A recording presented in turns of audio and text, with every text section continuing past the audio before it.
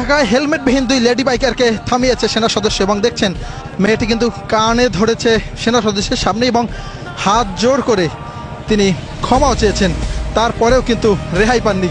এই মুহূর্তে যৌথ বাহিনীর অভিযান চলছে, থামিয়েছেন সেনা সদস্যরা এবং জিজ্ঞাসাবাদ করা হবে এখন এবং তাদের কাগজপত্র ঠিক থাকলে শুধু হেলমেট ছাড়া যে আইনানুগ ট্রাফিক আইনের যে মামলা রয়েছে সেটি দেওয়া হবে। দেখছেন এই মুহূর্তে পুলিশ এবং সেনা সদস্যরা তার কাগজপত্র চেক করছেন এবং চেক করার পরে কিন্তু তার বিষয়ে কী ব্যবস্থা নেয় সেটি কিন্তু আমরা দেখতে পাবো।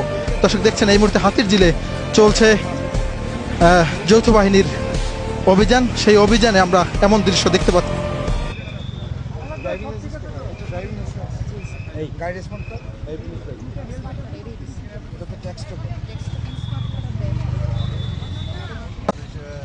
মামলা হয়েছে, আপনি এখন আসতে পারেন। ড্রাইভিং লাইসেন্স রেখে দিচ্ছেন না? হ্যাঁ, এটা রেখেছে। আপনি মামলা ভাঙাইয়া ড্রাইভিং লাইসেন্স নিয়ে যাবেন। কোথায়